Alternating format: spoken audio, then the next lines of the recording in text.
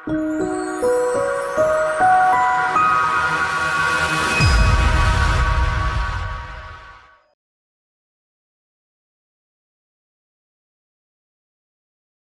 while standing, let's open our Bible in the book of Luke chapter 12.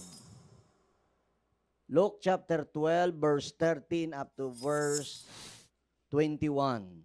Ayan. So we have 4 scriptural references na babasahin po for today. But for now, the key text natin ay ito pong Luke po na ito. No? Luke chapter 12 verse 13 to 21. In NIV, ito po ang pagkakasabi, someone in the crowd said to him, "Teacher, tell my brother to divide the inheritance with me." Jesus replied, "Man, who appointed me a judge or an arbiter between you?" Then he said to them, "Watch out, be on your guard against all kinds of greed.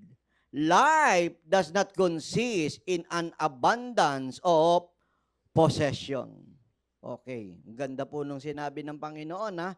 Remember the very words of our Lord Jesus Christ that life does not consist in an abundance of possessions. Verse 16, and he told them this parable, the ground of a certain rich man yielded an abundant harvest. He thought of himself, "What shall I do? I have no place to store my crops." And then he said, "This is what I'll do. I will tear down my barns and build bigger ones, and there I will store my surplus grain. And I'll say to myself, you have plenty of grain laid up for many years. Take life easy. Eat, drink, and be merry."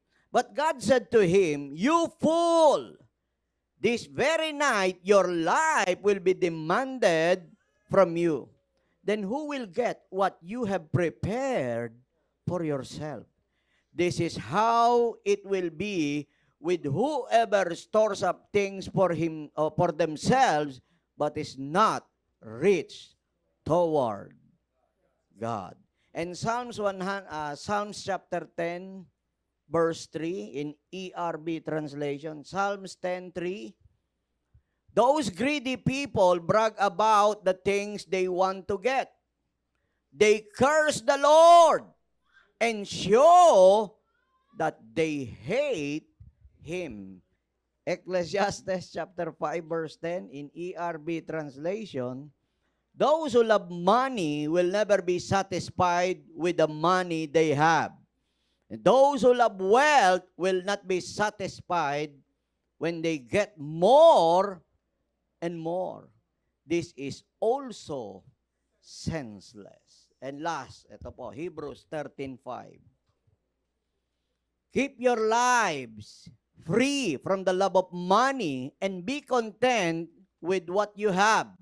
Because God has said, never will I leave you, never will I forsake you. Okay, so purihin po ang ating Panginoon sa kanya pong kabutihan na tayo po'y naririto.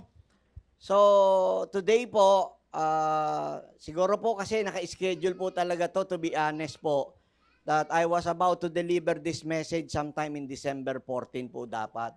But since na masyado pong mabilis ang mga pangyayari po sa ating pong kapaligiran, so kinakailangan medyo bumilis din po tayo. So susunod po tayo sa pacing po ng mga nangyayari po sa paligid po natin. And I believe na napakahalaga na maintindihan at maunawaan natin ito pong mensahe po na ito na ibibigay ng ating Panginoon. It is because somehow mga kabatid, ito po'y nagbibigay po ng tinatawag na panlilinlang o maling kaisipan, no? Especially kapag tayo ng mga mananampalataya ang tinamaan o inabot po nito pong bagay po na siyang ating papaksain. Well, for today, ang ating, of course, title na tatalakayin po natin is, we have this title, for today, The Curse of Greediness. Okay, so we will talk about the untold dangers of greed, no? Now, one of the most dangerous sins na ito po ay hindi po natin na makikita na kung saan na ang mga meron po nito ay parang naka-designer clothes lamang po, no? Sapagkat itong kasalanan po na ito ng kasakiman, ito po ay hindi po ito nag-aamoy alkohol. Wala pong amoy na alcohol para po dito. At it doesn't look like adultery and it hides behind ambition. Ito po ay nagtatago doon sa tinatawag na pangarap. Lahat ng may pangarap magsabing amen.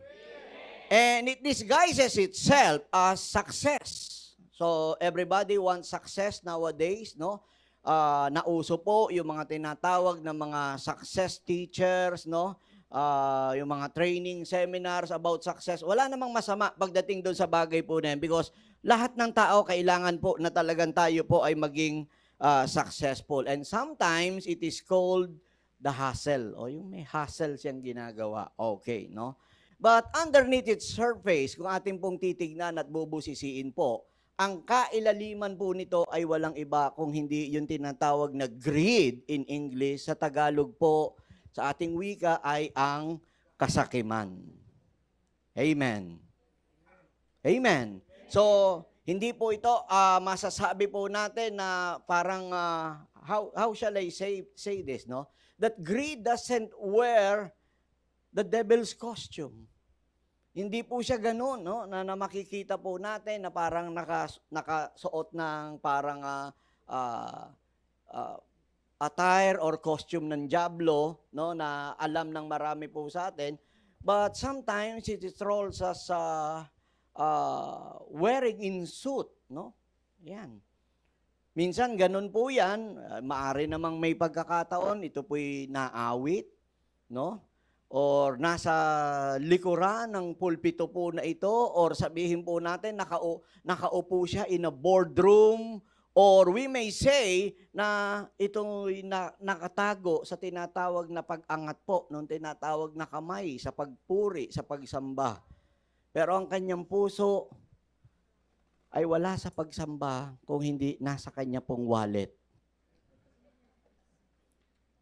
Ilan sa mga nagtaas ang kamay kanina sa pagpupuri sa Panginoon, nakataas ang kamay, pero ang pera sa wallet niya ang iniisip. Amen. Now, in our text for today, no, talking about in the Luke chapter 12, no, the Bible shows us that there was a man, no, na kanyang iniisip na ang buhay ay patungkol lamang sa pagkakamal o sa pagkakaroon ng tinatawag na marami. You know, when we talk about greed, akala natin ito nasa mga matatanda lang, sa mga matured eh. Sometimes even do sa mga bata, tignan nyo yung mga bata, gusto nila lahat ng laruan. Pag sama-samahin nyo yan, tignan ninyo, di ba? So, doon pa lang makikita po natin na meron na po na tinatawag po na punla ng kasakiman. So dito, iniisip po nung tao po na to, this rich poor man in the parable whom the Lord, no, taught us, no, iniisip niya, ang buhay ay para magkaroon ka ng marami, no? And Jesus was interrupted by this man. It is because, kita ninyo, ang request niya, hatiin mo yung ari-arian sa aming magkapatid. Ginawa pa nilang tagahati, arbiter, ang Panginoon. O sabihin natin parang maging judge, no? Or financial referee, I may say, para po maayos yung kanila pong usapin patungkol sa financial. Luke chapter 12 verse 13, ito po ang pagkakasabi, watch out. Be on your guard against all kinds. Nakita niyo, binanggit ng Lord, all kinds. Bakit po all kinds? Pwede namang sabihin ng Lord rito na be on your guard against greed. Pero ang sinabi ng Lord, all kinds. Pag sinabing all kinds, meaning there are different types of greediness. Amen. So, itong single verse po na ito, makikita po natin that this single verse detonates the myth of our modern world. Ano po yung myth of this modern world? That if I will have more, na kung ako'y magkakaroon ng marami, I'll be more.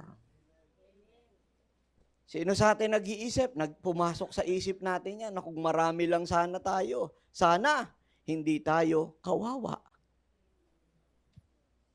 Dahil sa tinatawag na kakapusan, kakulangan na nararanasan natin, naiisip natin na kung marami lamang sana tayo, hindi tayo mukhang kawawa.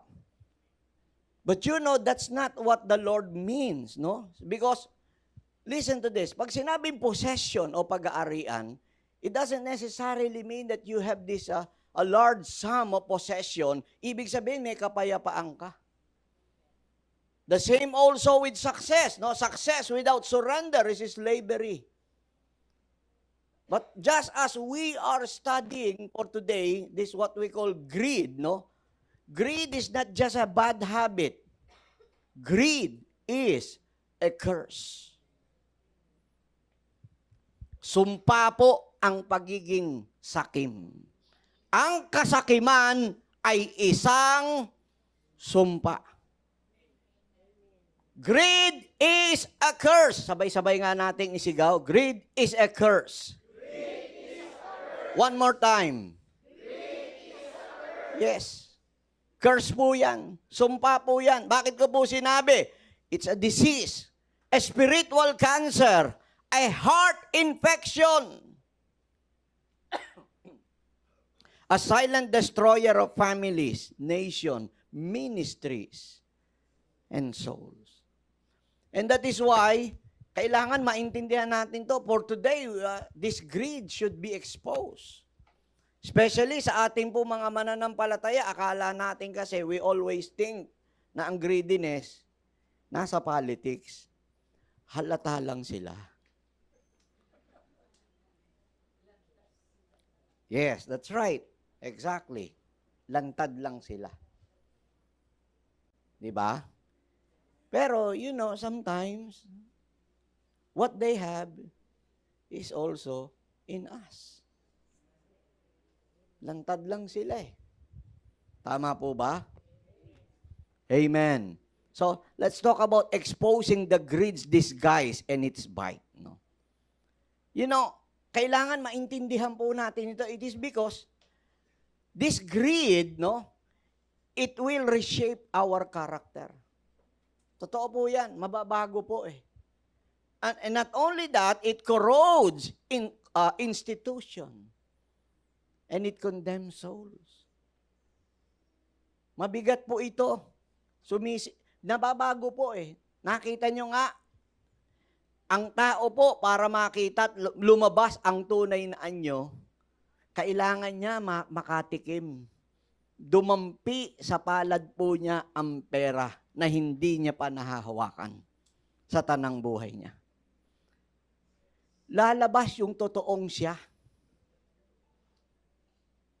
Pag wala pa siyang hawak na ganun o nararanasan, medyo parang mabait pa yan, mukhang humble. Totoo po yun. Makikita mo na mababan loob, no? I've seen a lot of people na naka-experience po ng ganong klaseng exposure within their lives. Kailangan wag mabago po ang puso po natin. Amen. Tama po ba? Kasi totoo po yan eh. Pagka hindi natin nabantayan, talagang ito'y wawasakin po yung karakter po natin yan. Mababago po. Amen. So, kaya ito, sa ating pag-aaral para sa araw na to, of course, we will talk about somehow madadaanan po natin the current example, no? Close to home. Ano po ito? The alleged corruption surrounding the government flood control projects. And of course, the questionable budget insertions in the Philippines. Pero hindi po yan ang magiging paksa ko po. Madadaanan lang kasi po sila nagpauso po nito eh. Sila nagpasikat. Pinasikat nila. Amen. So, these are not political talking points, no? For politics sake, no? But, talakayin po natin to in the light of the scriptures. First, no? Let's talk about the deception of greed. The deception of greed, it never satisfies. Ang gandang halimbawa, kita ninyo? Di ba? Look at this flood control na nag-umpisa ng 100,000 na muna, 1,000 pesos muna, naging milyon, hanggang sa ngayon, naging bilyon, hanggang sa umabot na trilyon ang nakawan. Walang ano yan. After ng trilyon, ano susunod sa trilyon? Ha? Quadrillion. Kung makakakuha ng quadrillion yan, kukuha yan. Kung makakakuha ng quintillion yan, kukuha yan. Bakit? Because it never satisfies. Kaya nga kung mapupunay ninyo, kung yung salitang pagkakaroon ng marami ay makapagbibigay sa atin ng kasiyahan, sila ang unang-unang dapat noong panaunang masaya. Pero, makikita natin, hindi totoo na kapag marami ka, masaya ka eh. Amen.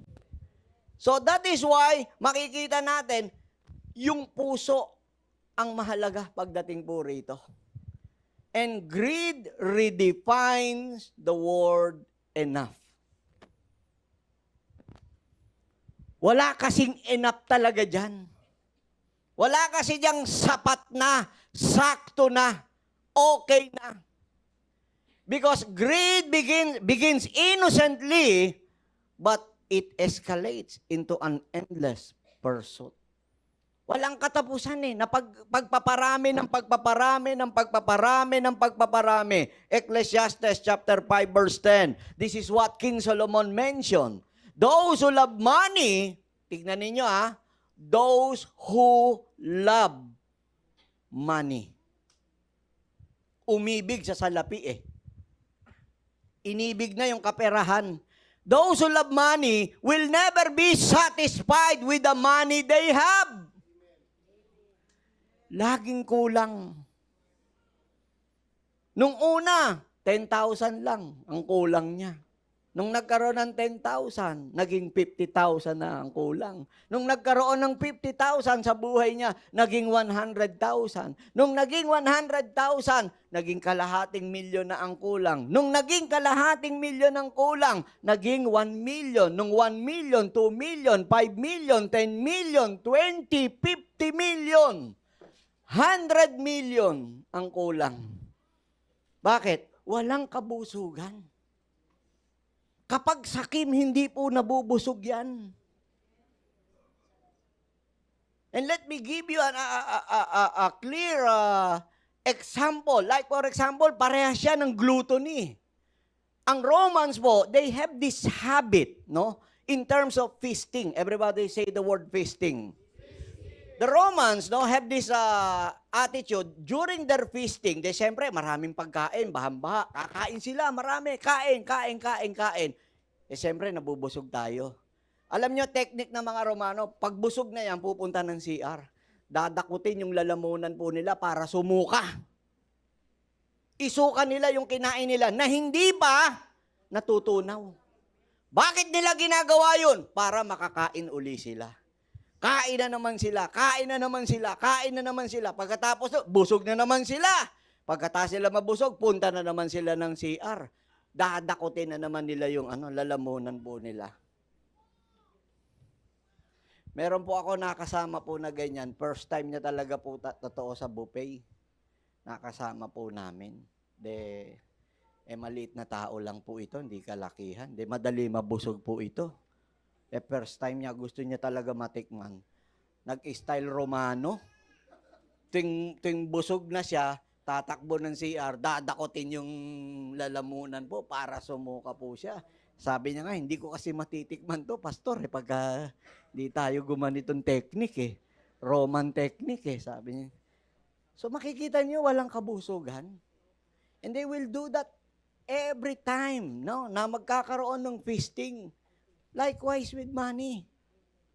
Those who are greedy with money, those who love money will never be satisfied with the money they have. And those who love wealth will not be satisfied when they get more and more. This is also senseless. You know, it is because greed starts with desire. Nag-uumpisa yan sa desire lang, sa gusto lang niya. And after that desire po na yon, it morphs or transform into demand. From desire to demand at pagkatapos to dependency. So makikita po natin, it makes necessities out of luxuries. No? Yan na po mangyayari. It converts wants into rights. It trades gratitude for grasping. Greed doesn't want you grateful. Nakita nyo sa mga sakim, hindi yan mapagpasalamat.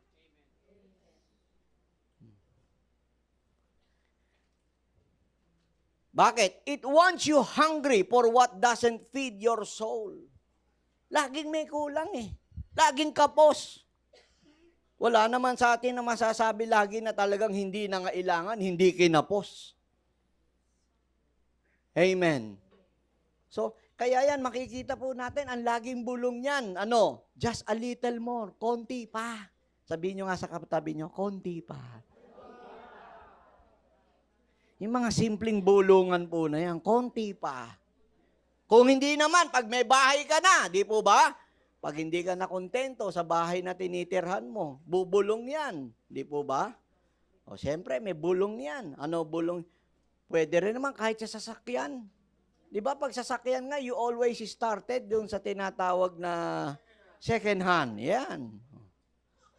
Pagka nagka-second hand ka na, susunod niyan, bubulong. Now get a better one. Bago naman. Pag may bahay na nga, build a bigger one. Pag sa promotion sa mga nagtatrabaho, now take the top seat. Amen. Walang katapusan po ito. Walang kabusugan. Sabihin nyo nga sa katabi nyo, walang kabusugan. You see, we keep upgrading our lives while downgrading our gratitude. Diba? Ganun na nangyayari. Lagi. Sa cellphone lang Sorry po Di po ba may mga taong hindi makakali? Na kinakailangan laging bago ng bago yung pag nagpalit ang iPhone, di po ba? Kailangan palit din siya. Laging latest. Amen. Wala namang masama kung talagang meron at kaya. Ang mahirap kung hindi kaya, pipilitin pa Di po ba? Ganun po talaga. Hindi naman kinakailangan na talagang lagi tayong na sunod ng sunod. Ang bilis magpalit po niyan. Taon-taon po, nagpapalit po yan. In fact, in a span of 3 months, may mga gadgets na nagpapalit sila for about 3 or 6 months. Palit sila ng palit. Bakit? Kasi alam nila greedy ang tao sa last days. Amen. Now, theologians call greed as disordered affection. Disordered affection. Kita nyo, disorder na talaga. Hindi tama. Na Na pagmamahal, pakiramdam, disordered affection. You know, it's not wrong to have things. Hindi po masama na magkaroon po tayo ng mga bagay, no? But it's wrong when things have you. Amen. Maraming ganyan. Talagang sila na yung tinatangay. Nung kanilang nagugustuhan. Lalo na kapag ka po inabot pa nung nagtatampo. Dahil hindi naibigay yung hilig at gusto. Nagtatampo. Nang aaway. Nagagalit. Greed blinds the soul until enough becomes a moving mirage. You chase it, but never reach it. Totoo naman, hindi. Kita nyo? Yung mga humahabol sa dami ng pera, sa dami ng gusto nilang makamal, walang katapusan yan. Baka akala nyo titigil yung mga yan. Hindi po titigil po yan. And another thing, greed replaces God with gain. Greed replaces God with gain. Wala na nawawala sa picture ang Panginoon. Pinapalit na nila na kung ano po yung kanilang makukuha. Amen. Hebrews 13:5, balikan po natin. Keep your lives free from the love of money and be content with what you have. Because God has said, never will I leave you, never will I forsake you. Sa Tagalog, Hebrews 13:5, huwag kayong magmukhang pera, huwag kayong magmukhang salapi, at masiyahan na kayo sa anumang. Sapagkat sinabi ng Diyos, hindi kita iiwan ni pababayaan man. Nakita nyo? Yung contrast, no? Ang pera, no? Ang pangako, security. Iniisip ng marami talaga na program tayo, when you have money, lalo na when you have enough or more money, you have this what you call sense of security.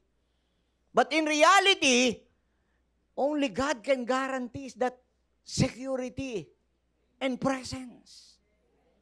Wala nang iba. Amen. And because of this, greed is functional atheism. Para bang sinasabi mo, I trust my account more than my Almighty. Diba? Sino rito ninenervyos pagka nababawasan na yung pera? Merong ganun, takot mabawasan yung pera. Subukan ninyo yan, yung mga merong ganun na takot mabawasan yung pera, laging nakasipat kung ilan na lang yung natitira. At nagpapawis ang noo kapag konti na lang. Na para bang ang isip niya hindi na i-replenish ng Lord yung kanyang kakulangan po na yun o pangangailangan. Amen. You see, it dethrones God from the heart and it enthrones gain. Yan po ang nagagawa po niyan. Na-focus na dun sa tinatawag na kinakailangan magkamal, magkaroon. Sa hindi nakakaalam, ang greed po is another form of idolatry. Yung iba, wala nang Diyos-Diyosan talagang literal na sinasamba, na estatwa, wala na sila noon. But because they have this what you call greed, meron din po ito, isang uri po ito ng tinatawag na pagsamba. Colossians chapter 3 verse 5. Anong sabing ganun ni Paul? In NLT translation, don't be greedy, for a greedy person is a greedy person is worshiping the things of this world. Kaya kita ninyo, doon sa mga labis ang pag-aalala, pag kayo po, lagis po na nag-aalala, inaalala yung kakulangan na sobra, ayaw mabawasan. Bulungan nyo nga yung mga katabi nyo, bawasan mo naman yan. Listen to this. When gain becomes your God, loss becomes your hell. But when God is your treasure, no loss can shake your peace. This is true. Pwede mo palakpakan natin ang Panginoon na bibigay ng tunay na kapayapaan po sa atin. Moving next, let's talk about the character of the greedy. The character of the greedy, heartless accumulators. Heartless accumulators. Talagang mga walang puso sa pagkakamal. Nakita po natin, let's take it as a classic example. Nakita niyo sa government po natin. Heartless eh. Okay lang sa kanilang bahain. No? May mamatay sa baha, yung mga project sa ospital na dapat sana na ibibigay, nakawin nila yan, kukunin nila yan, magkamal lang sila.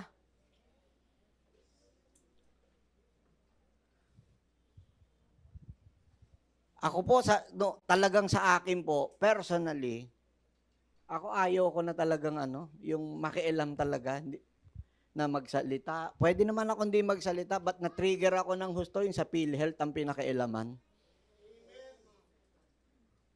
Di bali na yung ibig sabihin sa DPWH, bahala na sila ron. Pero kasi, itong PhilHealth, contributors po ito ng mga members ng PhilHealth. Doon po talaga ako na-trigger nung inutusan yung PhilHealth na parang president na kunin po yung 89 billion at ilagay sa National Treasury na hanggang ngayon hindi po na ibabalik. Tignan nyo po, kasinungalingan po. Na nangako pa, nagpamedya, ibabalik na po natin ang 60 billion at kay kukunin po natin sa DPWH. Yung sobra. Ba't sa sobra ng DPWH mo kukunan? Yung kinuha mong PhilHealth, yun ang ibalik mo. Huwag mong kunin sa iba. Ibig sabihin, sunog na yun. Libreng ospital.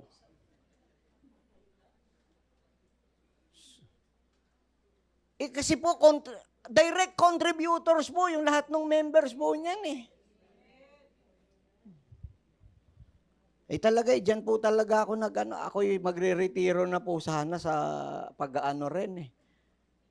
Ayoko rin po niya, magulo po ang daigdig ng politika, sa totoo lang. Kaya lang, nakanti po yung PhilHealth po natin. Siyempre, ma-hospital tayo na kung tutuusin, nalaman natin, pwede talaga tayo mabigyan buong Pilipinas ng libreng ospital. Wala lang po magnanakaw. Kasi nga, heartless eh. Natitiis nila na may mga namamatay. Kita nyo, hindi na pera ng gobyerno po ito. Yung sa government, talagang wala. Talagang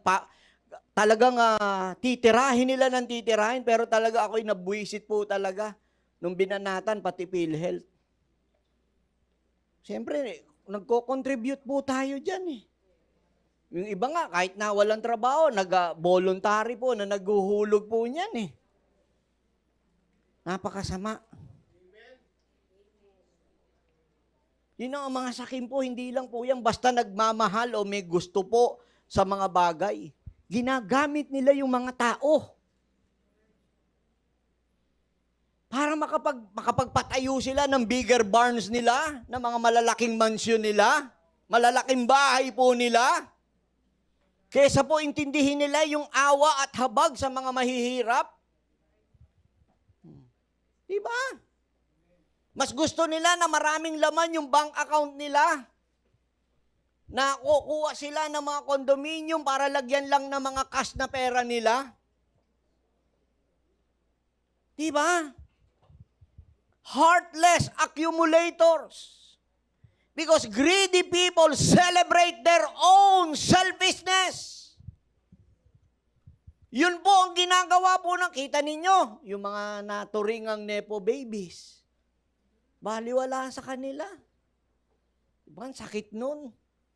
Kakain sa isang kainan, 300,000. Isang kain, isang dinner. Diba? Isang celebration. Sa Las Vegas, lalaklakin yung alak, bibidyohan pa. Diba? Milyon ang babayaran na bill. 2.5 million, isang tawag rito, isang gimmick na gagawin sa Las Vegas, di ba? Greedy people celebrate their own selfishness. Psalms chapter 10 verse 3. Those greedy people brag about the things they want to get. They curse the Lord and show that they hate Him. Nakita ninyo kung magmayabang? Hindi talaga napaghirapan ng todo eh. Ibabalandra yung lahat ng ano. Pero kita ninyo, yung talagang naghirap, wala kayo makikita ng mga nagpo-post yan sa social media. Na ipinagyayabang nila na ito, ganyan, ito yung ganito sa akin. They brag about their selfish desires. The rich fool of Luke chapter 12 repeats the word I and my until his soul is hollow. Tignan po niyo ilang beses ay itong mayaman po na ito. No, rich fool. In NIV, the word I and my, it was repeated 10 times. And 11 times in NLT translation. Bakit po? Ganito katindi po yung pagiging sakim eh. Kita niyo yung, this is, correct me po because I'm not an English teacher. I is a personal pronoun, tama ba? Tama? I-correct niyo na lang po ako. Kung mali, tama niyo po ako. Pero yeah, kita niyo puro I, puro sa sarili. I, my, I'll. Puro ganun ang pinagagamit po niya. Bakit po? Because this is the great speech. I will build, I will enjoy, I will secure. Lahat po ito, all of these are all inward looking. Puro pansarili. Amen. Nangyayari yan, baka kala nyo it just happened only in the government. Even in corporate world, nangyayari po yan. Like for example, it happens na isang CEO, dahil ayaw niya mag-adjust ng kanyang tinatawag na lavish lifestyles, alam niyo ginawa niya? Tinanggal niya yung 3,000 na mga empleyado niya. In exchange na para wag bumaba yung sweldo niya. Grabe no, samantalang po pwede ka naman mag-adjust. Ilang bibig. Yung pamilya po, nung 3,000 na yun na umaasa. Ano ba naman magbawas ka ng konti? Kahit kalahati ng sweldo ninyo. Pero willing siya, natanggalin niya. He's willing to fire, and he did fire 3,000 workers to save that company, sabi niya. Pero actually, it's not to save that company. Yung sarili niya. Totoo yun. That's the heart of greed. It profits at the price of people, just like what we see in our government contract projects. Tao po ang masasakripisyo. The celebration of profit without compassion is spiritual bankruptcy. Amen. And greedy people dehumanize others for gain. Greedy people dehumanize others for gain. What do you mean by the word dehumanize? Dehumanize means to regard, represent, or treat a person or a group as less than human. Hindi pagtatrato ng hindi makatao. That's what the word dehumanize means. Willing silang gawin po nila yan. Proverbs 15:27 in NCB translation or New Century Version, greedy people bring trouble to their families. But the person who can be paid to do wrong will live. Ito yung mga may prinsipyo. Yung pangalawa, hindi pwedeng bayaran.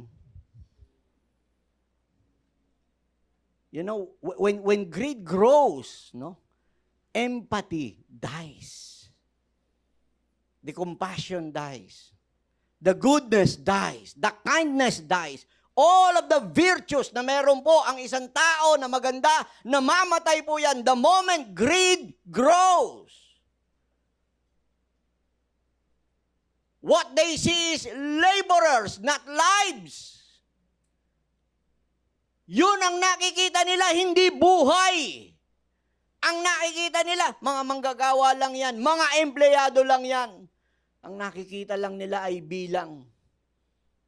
At hindi po ang mga pangalan. You see, in government or politics, it is called bribery and corruption. In corporations or marketplace, it's exploitation. In entertainment, it's fame worship. In the media, it's manipulation. And tragically, listen to this, in the church, kapag kaya yung pumasok yung prosperity without purity, no? Na ibebenta yung pulpito na yan, no? Dahil po sa blessing po na yan na sinasabi, na dapat po sana ay may libre na tinatanggap ang kaligtasan, pero yung iba nagpapabayad. Definitely, it's merchandising the gospel. Amen. Di ba? Alam naman po natin yan, there are some religion na talagang para maligtas ka, bibiling ka a certain amount of money ang ibibigay mo para maligtas ka. Oh. Yung indulhensya, sino po ba nagpauso po dyan? Ang mga Katoliko. Sorry po. Sometimes we hate that doctrine of Catholics, pero sometimes nangyayari yan kahit sa sinasabing Christian churches. Amen. Ezekiel chapter 22 verse 27 in NIV, her officials within her are like wolves, tearing their prey. They shed blood and kill people to make unjust. Nakita nyo kung gaano kasama ang sakim? Talagang willing na yan na talagang pumatay eh. Ilan ang namatay sa baha? Ilan ang namatay sa ganitong klaseng proyekto na substandard po?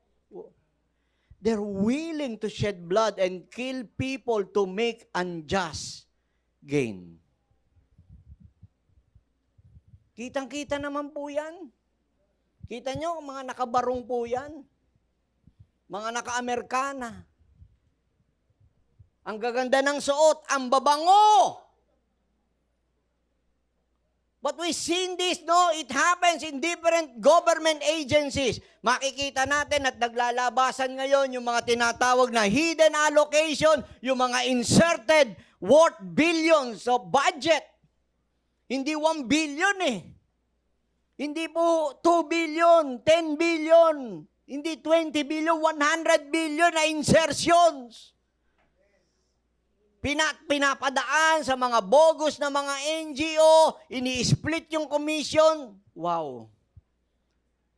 I'm sorry to say this, but it's been circulated rin naman in different social media platform, the most wicked and the most corrupt administration ay yung present po.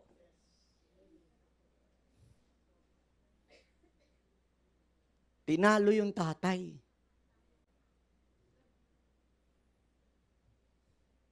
Overpriced equipments. Kasi lahat meron eh. Na-master niya.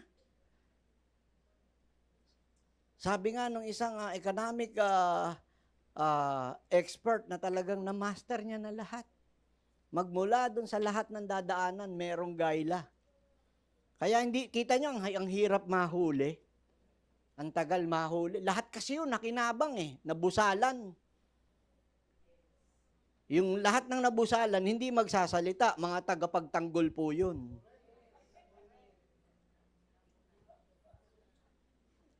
The overpriced equipment, overpriced na mga project, kickbacks para dun sa pinipirmahan, and lawmakers exchanging favors behind closed doors. Ano po ito? What is this? Greed is turning leaders into looters. Greed is turning servants into predators. And greed is turning the public treasury into private wallets. So what we can see here, greed has no borders. It invades every system that forgets eternity. Amen. Totoo po yan. Next, let's talk about the domains of greed. Gaano siya katindi po yung kanyang nasakop. It's everywhere. It's everywhere. In the world, a culture of covetousness. No? Tayo po ay naturuan, nasabihan, that success is measured by how much you have, not who you are. Mas nagiging mahalaga, mas nagiging importante po ngayon yung tinatawag po na success na may measure siya kung anong meron ka. Hindi sa kung sino ka. Dapat kung sino ka eh. Nandun ang measurement ng success. Hindi yung kung anong meron ka. And sometimes, ang kalulungkot, it also invades even inside the church.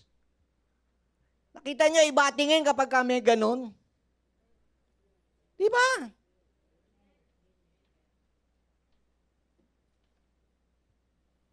Kaya nga in James, no?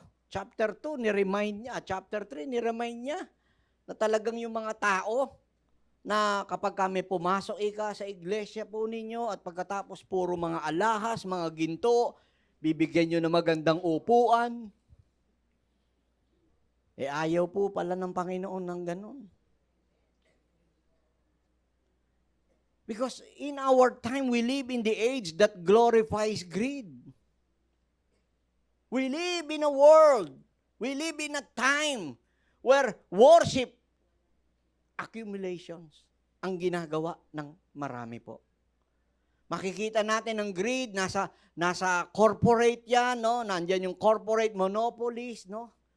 Pag bumonopolya ng mga kumpanya, buy more to be more. Kita ninyo, in corporate world, kainan ng kainan, bilihan ng bilihan. Totoo po. Binibili, kinakain yung ganito. Di ba? Bibili niya. Lalaki siya ng lalaki. Buy more to be more. Magugulat ka, ito na may-ari niyan. Lungkot ako sapagkat meron po akong seminar na napuntahan po, na na-attendan. One of the seminars that I have attended before, parang, siyempre, natutuwa ako. Marami kang mga matututunan. But part of their, I believe, in their agenda, because it's been laid within us na mga pastors, mga ministers, they're very much willing to help the churches. Kaya lang, wala silang pakialam. Sila magbibigay ng pera, financial assistance, sila magbibigay ng whatever trainings na pwede maibigay. Wala silang hold dun sa tithes and offering ng church dahil sila pa nga ang magbibigay, magtutulong. That's good, sabi kong ganun. But one thing na talagang concern nila is makokontrol ka naman sa doctrine. There must be refinement in doctrines ng lahat ng naroon. E di sabi ko, parang ano rin to, parang yung sa corporate din, yung parang kakainin ka ng kakainin. Hindi ka man talaga hawak talaga, pero in terms of doctrine, na-invade niya eh. E di bali sana kung one God. Sabi ko, okay yun. Dapat pala yung mga may perang one God, ganyan ang gawin na lang eh. Gamitin na lang. At least tama naman yung aral na ibinibigay mo. Di po ba? Buy more to be more. In entertainment, ganyan, nangyayari yan. Kita nyo? Sa commercial, lagi po naririnig yung tagline na, you deserve it. Deserve mo yan. In fashion industries, sasabihin po ng mga celebrities, kita niyo, chase the bag. Kaya ang mga babae ngayon, lokon-loko sa bag eh. Di po ba? Lalo na kapag what do you call, branded, no? Iba dating yung pag lumakad ka na, pwede ko ba mahiram yung bag nyo? Talaga. Any bags, di po ba? Di po ba? Pagka halimbawa, hindi branded yung bag mo, talaga itinatago mo. Diba? Medyo kapag dinala mo to, iba ang dating na talagang nakatago yan. Diba? Tama? Nakatago yan. Lumalakad ka. Tagun-tago. Correct? Pero kapag halimbawa yan, imagine na ito'y designer, na talagang branded talaga, na naka-LB to, talagang nauuna yan. Diba? Nauuna. Ay, Mars! Beshi! Di po ba? Talagang nauuna. Bakit? Intindi nito, branded to eh. Pero pagkaya mga Sekosana, di po ba? Di naman natin na minamaliit. Talagang siyempre, di po ba? Kumpara mo sa LB, Hermes, di po ba? Oh. Thank you so much po, no? In politics, dynasty. Bakit mayroong political dynasty? Because of greed. Yung mga tinatawag na influencers sa social media, walang ginawa yan kundi magyabang. Di ba? Magpapakita ng mga pera nila, etc. Ito yung sasakyan nila, bahay nila. You know, the world sells greed as ambition and covetousness as a lifestyle. Yan po yan eh. That is why in Luke chapter 12 verse 15, the Lord is reminding us. Then, He said to them, watch out, watch out, watch out. Be on your guard against all kinds of greed. Life does not consist in an abundance of possession. Sa sanlibutan po yan. You know, it happens even in the church. In the church, the subtle gospel of greed. You know, sometimes greed has dressed itself, no? In robes. And they even climb in the pulpit. There are some preachers who preach blessings without obedience. Diba? Hindi po pwede yun eh. Deuteronomy chapter 28, makikita po natin ron na talagang yung blessing po, talagang ito po, 28, 29, talagang merong pagsunod. Amen. May mga churches na binibuild po nila, yung brand po nila, instead of building people. Merong mga ministry na talagang parang negosyo dating. Di po ba? Yung altar po, para pong palengke, marketplace, we may say. At yung mga members, parang laging mukhang customer, no? Amen. Hindi na sila mga congregation worshiper eh. Mukhang customer na eh.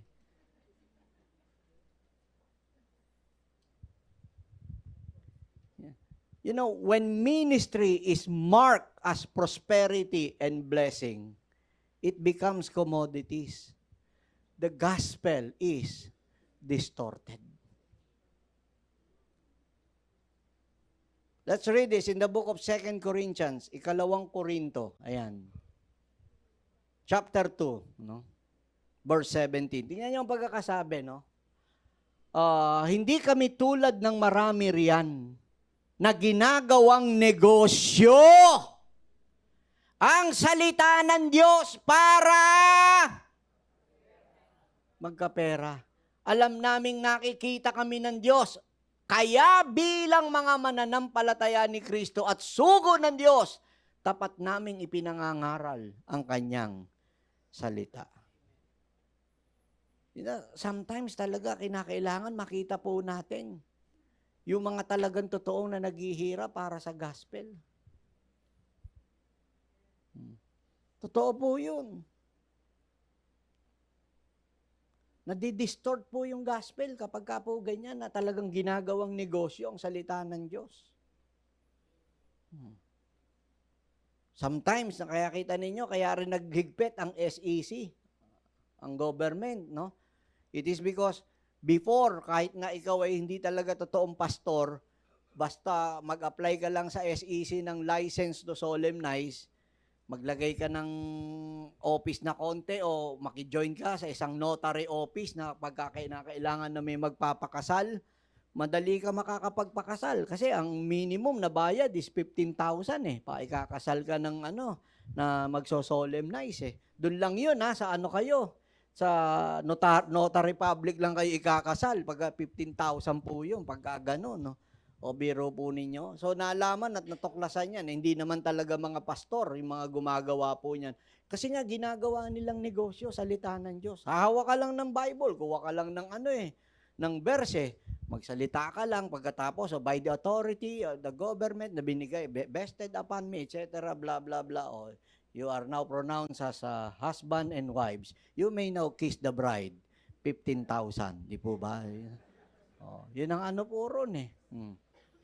Ngayon, mahigpit na po talaga. Hindi ka makakakuha na talagang biro nyo, pati members, I don't know how true. Kailangan yung 300 members ka na kailangan bago ka mabigyan ng Tapos yung 300, pipirma yun. Na talaga may signature yung members nyo. Tapos sisilip sila talaga doon sa church mo na sinasabi.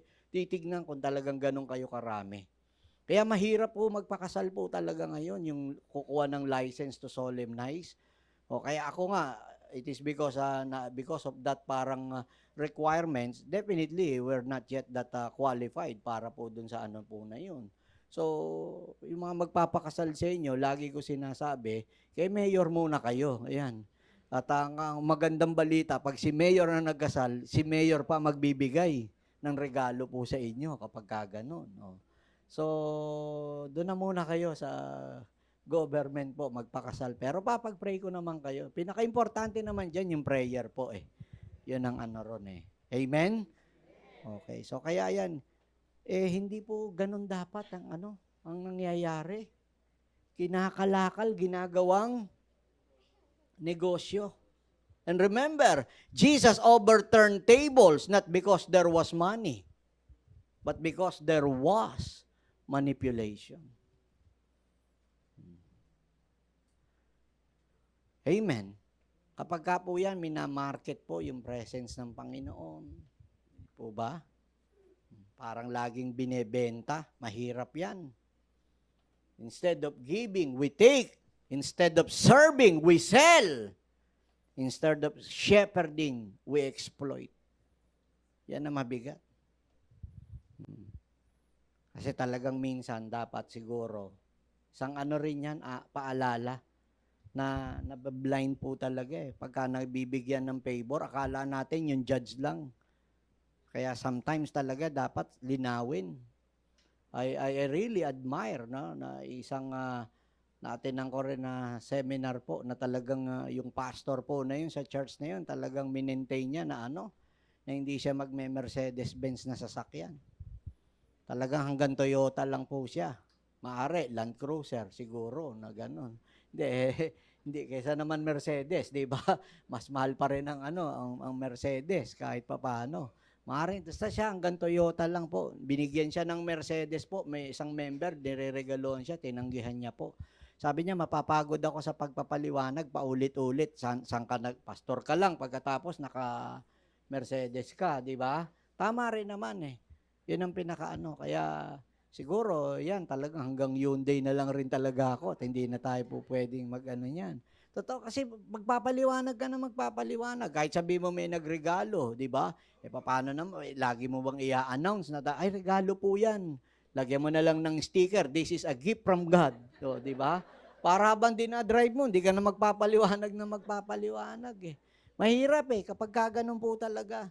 Minsan talaga kapag parang sometimes talagang kung sa korte, nakakabulag yan sa mga horado, yung laging nagbibigay ng gifts.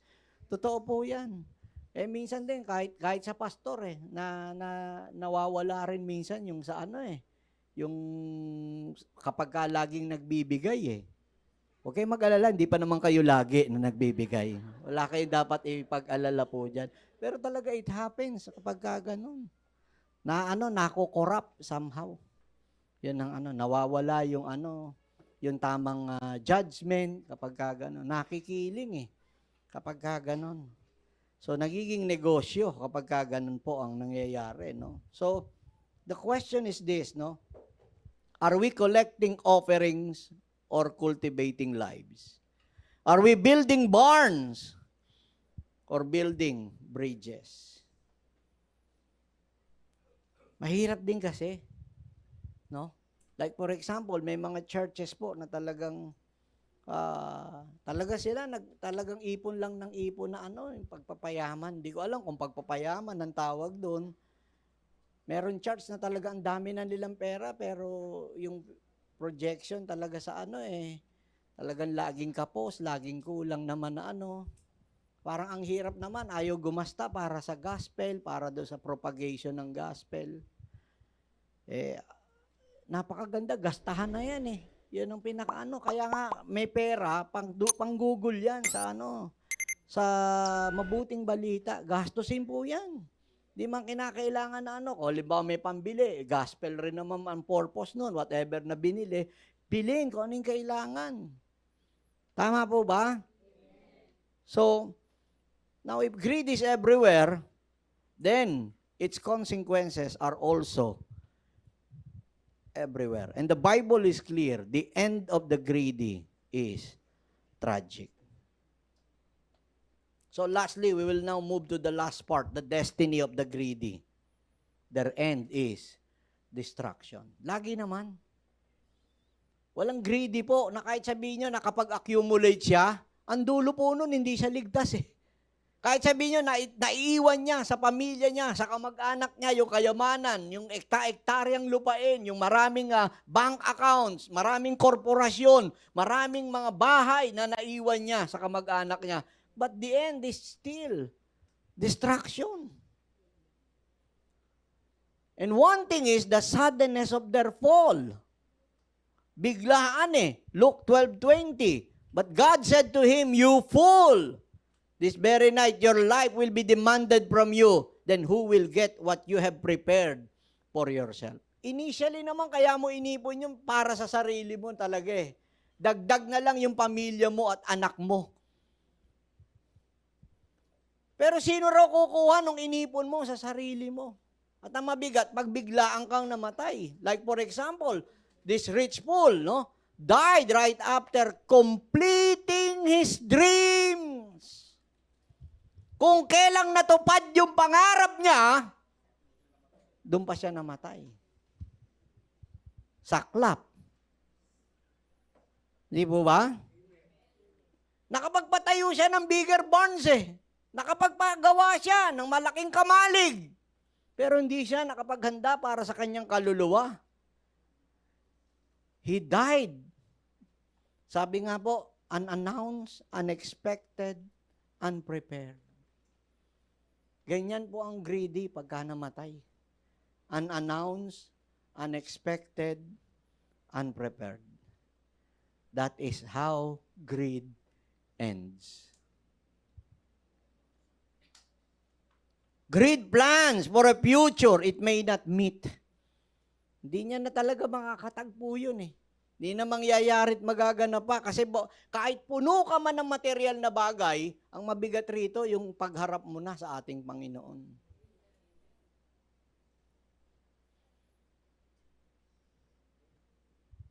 Amen. Subukan ninyo yung mga corrupt official po na yan, ng government po natin. Ilan po sa mga corrupt officials po na yan ang nakita po natin at pati mga nakinabang ng mga DPWH contractor. Pinagyayabang nila yung kanila pong mga nakuha. Hindi po ba? Ano hinaharap niyang? Kulong. Buti nga, kulong lang dito Kasi yun ang mahirap kasi. Pagkulong Sa China yan, todas yan. Yes, firing squad yun. Yan ang pauupuin yan, paluluhurin. Nakatali yung mga kamay niyan sa likod. Tapos babarilin yan, sabay-sabay. Nagmamaneho ng mga mamahalin na mga sasakyan. Di ba? Sasakyan na mga may payong sa gilid. Mawawala sa kanila yan. O, kita nyo, nawala na sa kanila yon. Maraming mga milyon-milyon, bilyon-bilyon na kayamanan na meron po sila. Pero what will happen within the next few months? Greed always ends the same way. Tignan nyo yung pattern, exposure, collapse, judgment.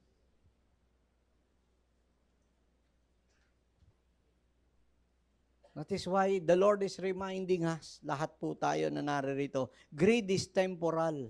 The soul is eternal. Hindi po pwede makapag-secure ang kayamanan pag pinag-usapan ng buhay na walang hanggan. Sabi ko nga numerous times na nabanggit ko na dito po sa pulpit po yan. Pag pinag-usapan ng tinatawag na buhay na walang hanggan, walang kayamanan po pwedeng tumapat po dyan. At malalaman natin yung halaga ng kaligtasang bigay ng Lord. Sa totoo lang, yung full, we may say na parang pagpapahalaga natin doon sa binigay sa atin ng Lord, pag namatay tayo At humarap tayo sa Panginoon, lalo na kapag nakapasok ka sa langit, doon mo maiisip. Ang tindi pala ng kaligtasan na tinanggap natin. Yung mga mayayaman po na yun, wala silang security, walang assurance yan na sila po, porket mayaman sila. And remember, kahit napakarami pa nilang good deeds na nagawa po rito. Remember, no, yung message ko, hindi ko makalimutan po talaga yun because it's been born out of prayer nung namatay si Kobe Bryant. All of, di ba? When death calls. Totoo yun. Hindi mo pwede ipagmayabang sa Panginoon. Panginoon, ang dami kong ginawa na mabuti sa lupa, ang dami kong natulungan, marami kong nabigyan ng ganito. Tandaan po ninyo, lahat ng bagay na nasa sa atin, galing sa Diyos. Hindi mo magagawa yung mabuting bagay na yan, libang pinahintulot sa iyo ng Panginoon. Paano mo pagyayabangan yung nagbigay sa iyo? Kaya sabi ko sa inyo, ang pinakamahalaga ay ang buhay na walang hanggan. Yan lamang po ang mahalaga. Proverbs 11:28, the person who trusts in his wealth will fall, but the righteous will flourish like green leaves. The greater the trust in riches, the greater the risk of downfall. Totoo yan. Kaya mahirap po, wag tayong masyadong umasa. Hindi ko sinasabi na wag mangarap. Itong aral na ito ay hindi binigay para wag po tayong mangarap. Mangarap tayo, of course, pero ilagay natin sa tama. Lagi ngang seek ye first. Yan ang pinaka-safety rule. Mangangarap ka, pero seek ye first the kingdom of God and His righteousness, and all these things shall be. Pagka ikaw dinagdagan ng Panginoon, sobra-sobra yan. Hindi ka pagkukulangin ng Panginoon kasi hindi po siya Diyos ng kakapusan Hindi po Diyos ng kakulangan po yung pinaglilingkuran po natin. Amen. And true satisfaction can only be found in Christ. Sa Panginoon lamang po natin matatagpuan yung tunay po na satisfaction. John chapter 6 verse 35, then Jesus declared, I am the bread of life. Whoever comes to me will never go hungry, and whoever believes in me will never be thirsty.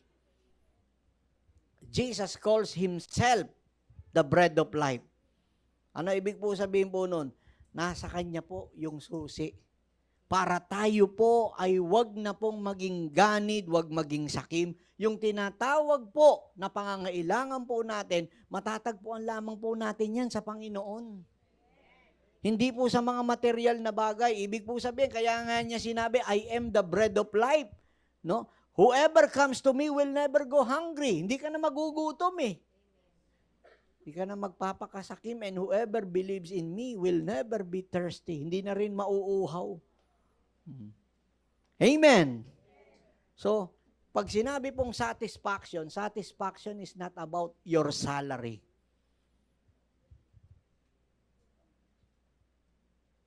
When you say satisfaction, it's about Savior. Fulfillment is not found in possession, but in the person of Jesus Christ. Nasa Panginoon lamang po. Narinig na po natin numerous times, money can buy comfort, but not contentment. Wealth can purchase medicine, but not health. Success can grant followers, but not friends. Totoo yun.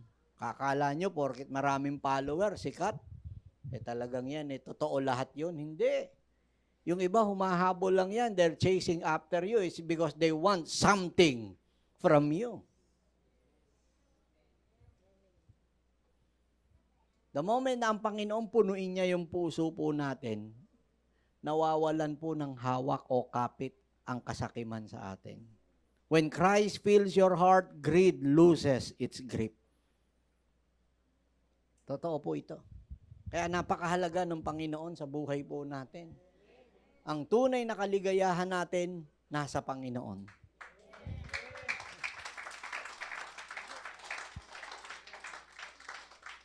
Greed promises fullness and delivers emptiness. But grace promises surrender and delivers satisfaction. So in closing, let's break the curse. The curse of greed. Amen. No?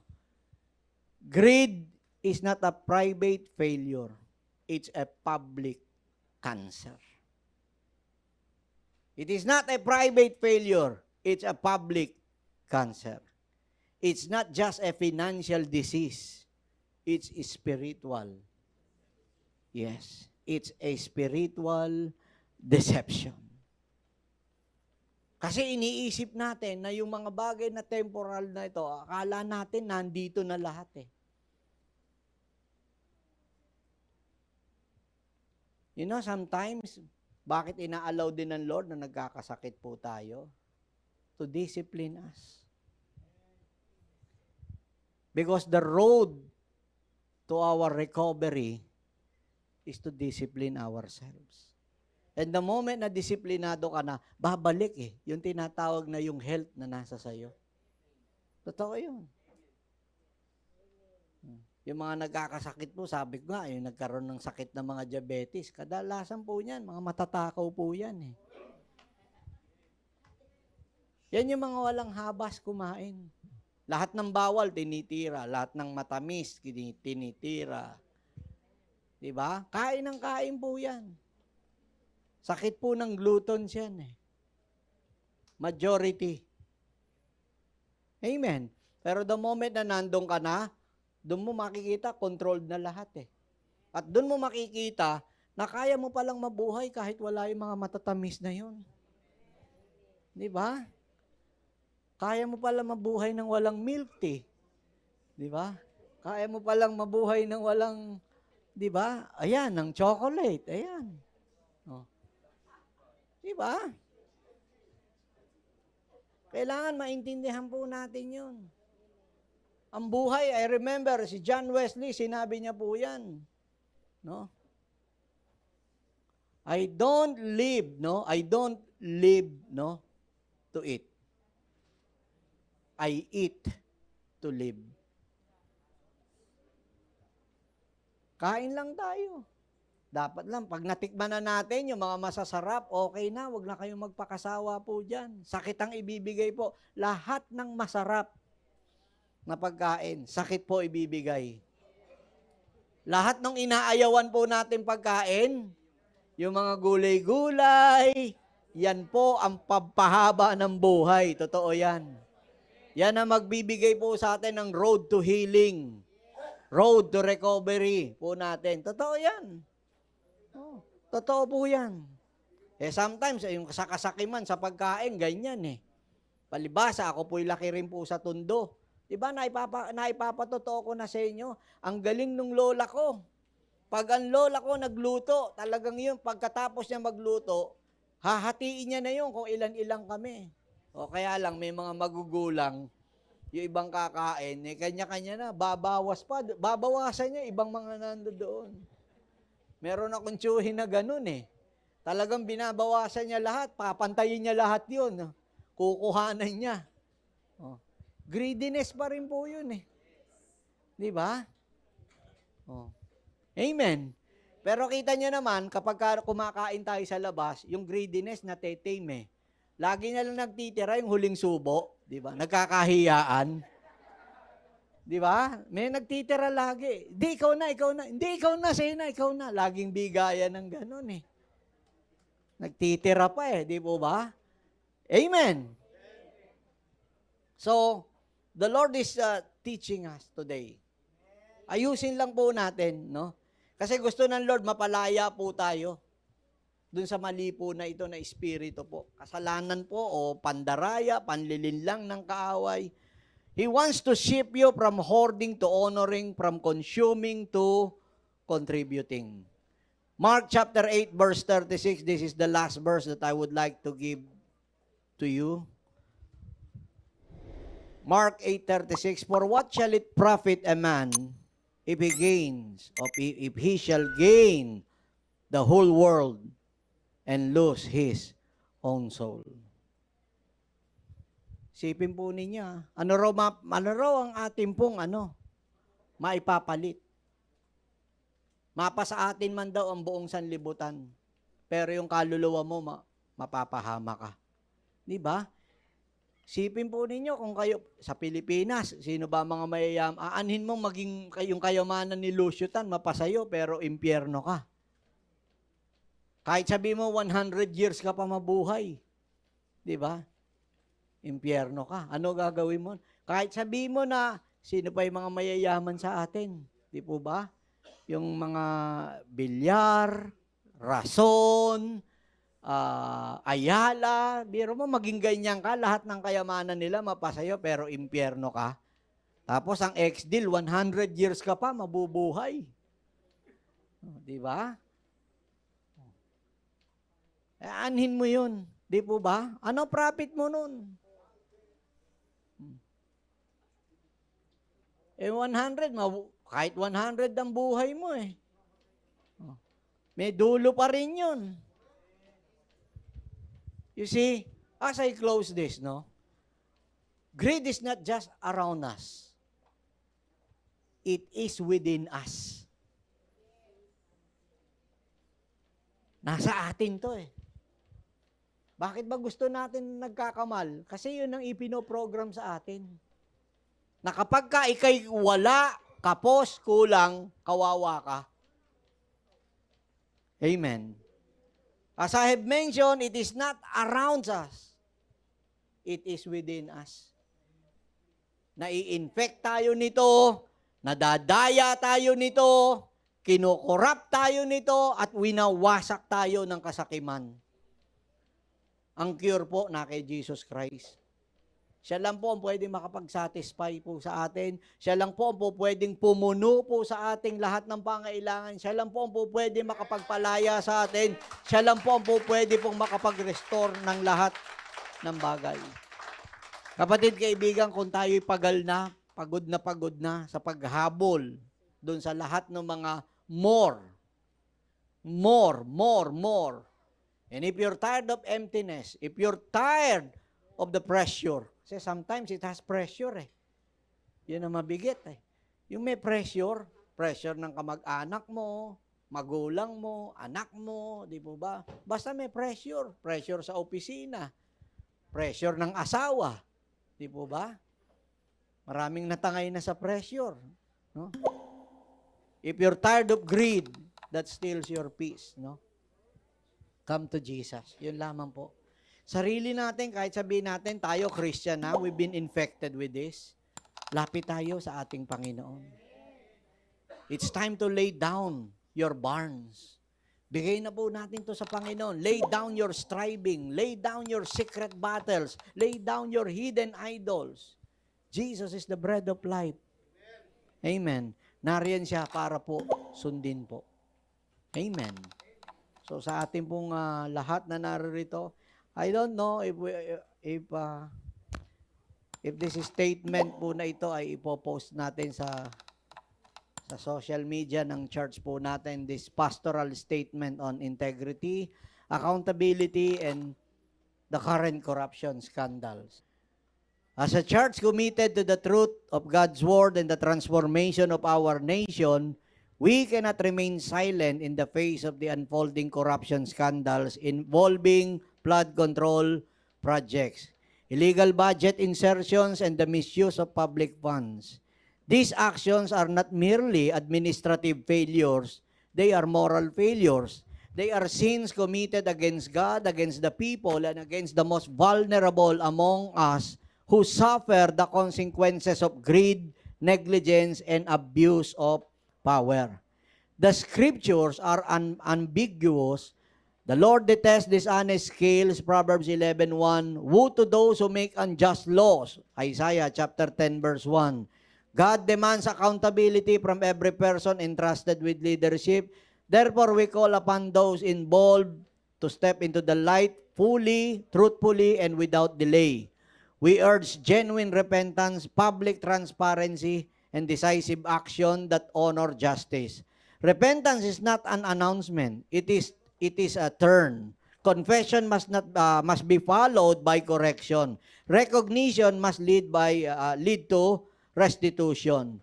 We stand with every Filipino who longs for a righteous nation, and we pray that the ongoing investigation will be thorough, impartial, and free from political manipulation.